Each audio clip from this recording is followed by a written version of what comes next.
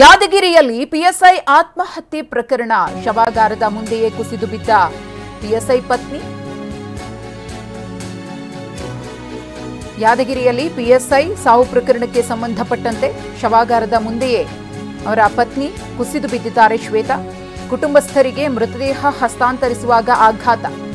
ತಕ್ಷಣವೇ ಶ್ವೇತಾ ಅವರನ್ನ ಆಸ್ಪತ್ರೆಗೆ ಸಂಬಂಧಿಕರು ಕರೆದೊಯ್ದಿದ್ದಾರೆ. ಪೋಸ್ಟ್ ಮಾರ್ಟಂ ಬಳಿಕ ಕುಟುಂಬಸ್ಥರಿಗೆ ಹಸ್ತಾಂತರ. ಪರಶುರಾಮ್ ರವರ ಮೃತದೇಹವನ್ನ ಯಾದಗಿರಿ ಶವಾಗಾರದಿಂದ ಆಂಬ್ಯುಲೆನ್ಸ್ನಲ್ಲಿ ರವಾನೆ ಮಾಡಲಾಗುತ್ತೆ. ಆಂಬ್ಯುಲೆನ್ಸ್ನಲ್ಲಿ ಪರಶುರಾಮ್ ಅವರ ನಿವಾಸಕ್ಕೆ ಮೃತದೇಹವನ್ನ ತರಲಾಗುತ್ತೆ. ಪರಶುರಾಮ್ ಅವರ ಸಾವಿಗೆ ಸಂಬಂಧಪಟ್ಟಂತೆ ಈಗಾಗಲೇ ಅವರ ಕುಟುಂಬಸ್ಥರು ಸಾಕಷ್ಟು ಆರೋಪಗಳನ್ನು ಮಾಡಿದ್ದಾರೆ. ಒಂದು ಕಡೆ ಗಮನಿಸ್ತಾ ಇದ್ದೀರಿ, ಶವಾಗಾರದ ಮುಂದೆಯೇ ಅವರ ಪತ್ನಿ ಶ್ವೇತಾ ಕುಸಿದು ಬಿದ್ದಿದ್ರು, ಪ್ರಜ್ಞಾಹೀನರಾಗಿದ್ದಾರೆ.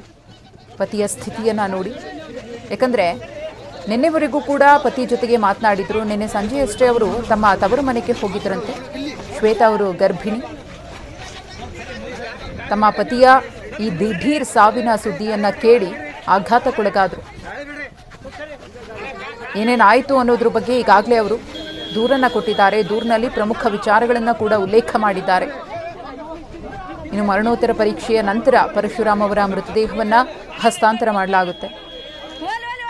ಆಂಬ್ಯುಲೆನ್ಸ್ ಮೂಲಕ ಅವರ ನಿವಾಸಕ್ಕೆ ಅವರ ಮೃತದೇಹವನ್ನು ತರಲಾಗುತ್ತೆ. ಆದರೆ ಈ ನಡುವೆ ಘಟನೆಯಿಂದ ಸಂಪೂರ್ಣವಾಗಿ ಆಘಾತಕ್ಕೊಳಗಾಗಿರುವಂತಹ ಪಿಎಸ್ಐ ಪರಶುರಾಮ್ ಅವರ ಪತ್ನಿ ಕುಸಿದು ಬಿದ್ದಿದ್ದಾರೆ. ಅವರಿಗೆ ಪ್ರಜ್ಞೆ ಇಲ್ಲ. ಸದ್ಯಕ್ಕೆ ಅವರನ್ನು ಆಸ್ಪತ್ರೆಗೂ ಕೂಡ ಕೊಂಡೊಯ್ಯಲಾಗಿದೆ. ಗರ್ಭಿಣಿ ಆಗಿರುವುದರಿಂದ ಅವರ ಆರೋಗ್ಯದ ಮೇಲೆ ಹೆಚ್ಚಿನ ನಿಗಾ ವಹಿಸಬೇಕಿದೆ ಈ ಸಂದರ್ಭದಲ್ಲಿ. ಯಾಕಂದರೆ ಇನ್ನೇನು ಹೆರಿಗೆ ಸಮಯ ಅವ್ರಿಗೆ. ಹಾಗಾಗಿನೇ ತಂದೆ ಮನೆಗೆ ನಿನ್ನೆಯಷ್ಟೇ ಹೋಗಿದ್ರು. ಪಿಎಸ್ಐ ಪರಶುರಾಮ್ ಅವರ ಸಾವಿದೆಯಲ್ಲ, ಇದು ಸಾಕಷ್ಟು ಅನುಮಾನಕ್ಕೆ ಕಾರಣವಾಗಿದೆ. ಅದರಲ್ಲೂ ಶಾಸಕರ ವಿರುದ್ಧ ಮತ್ತು ಆತನ ಪುತ್ರನ ವಿರುದ್ಧ ಗಂಭೀರ ಆರೋಪವನ್ನು ಮಾಡಿದ್ದಾರೆ.